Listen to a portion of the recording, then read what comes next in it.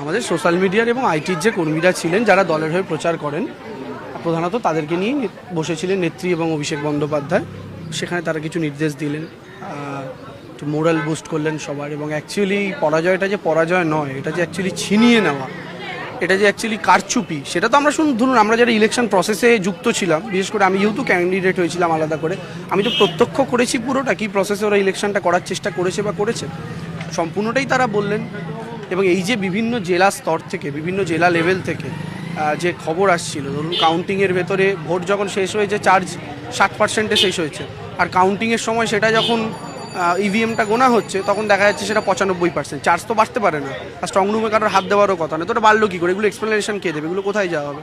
তো দলের মতো করে কি করছে না করছে, কি করার চেষ্টা করছে, আমাদের কি করা উচিত, সবটাই তারা তাদের মতো করে বার্তা দিলেন। আমরা তো তৃণমূল কংগ্রেস তো আন্দোলনের দল, মমতা বন্দ্যোপাধ্যায় আন্দোলন থেকে উঠে আসা নেত্রী। আজকে ভারতবর্ষের মাটিতে মমতা বন্দ্যোপাধ্যায়ের মতো এত সুদীর্ঘ আন্দোলন থেকে উঠে আসা রাজনৈতিক নেত্রী কেউ নন, not even Narendra Modi, not even the other chief ministers, ভারতবর্ষের যতগুলো রাজ্যেই মুখ্যমন্ত্রীরা আছেন না কেন। ফলে উনি যেহেতু আন্দোলন থেকে উঠে আসা নেত্রী, আমি ব্যক্তিগতভাবে একজন যদি পলিটিক্যাল অবজারভার হিসেবে জিজ্ঞেস করেন, বিরোধী নেত্রীর পজিশনটায় ভারতবর্ষের সবচেয়ে স্ট্রংগেস্ট নাম যদি কেউ হয়ে থাকে সেটা মমতা বন্দ্যোপাধ্যায়।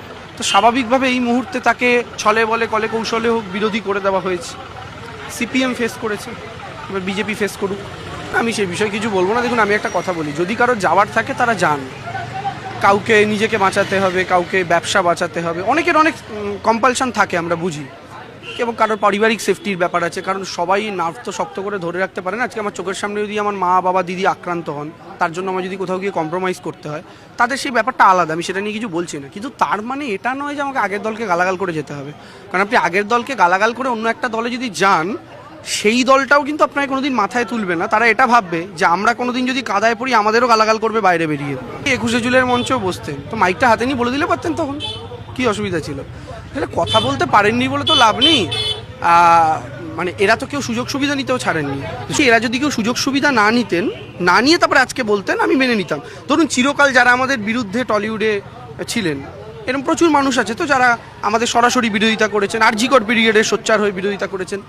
এই সমস্ত মানুষগুলো তারা যদি কোনোদিন আজকের দিনে দাঁড়িয়ে বলেন, তাদের কথাগুলো মেনে নেওয়া ঘাটিয়েছেন। তারা এখন সরকার চেঞ্জ হয়ে গেছে বলে এই সমস্ত কথাবার্তা বলছেন। মানুষ কি এগুলো কিছু বুঝতে পারছেন না, 1 নম্বর কথা। আর 2 নম্বর কথা হচ্ছে যে এই যে ধরুন টলিউড টেলিউড এই সেই, আর মমতা বন্দ্যোপাধ্যায় যখন রবীন্দ্র কবি প্রণামের অনুষ্ঠান করলেন আজ থেকে 2 দিন আগে 9 তারিখে, সেদিনকে আপনি দেখবেন শিল্প জগতে প্রচুর মানুষ ছিলেন। তো এখন ব্যাপারটা হচ্ছে, যখন অতিবৃষ্টি হয়, অতিবৃষ্টিতে যখন বন্যা হয়, তখন ড্রেনের জল গঙ্গার জল এক হয়ে যায়, তখন ডিফারেন্সিয়েট করা যায় না। তো যখন আবার একটু গরম পড়ে, একটু জলটা শুকোয়, তখন গঙ্গায় নর্দমায় ফিরে যায়। তো এখন নর্দমায় ফিরে গেছে।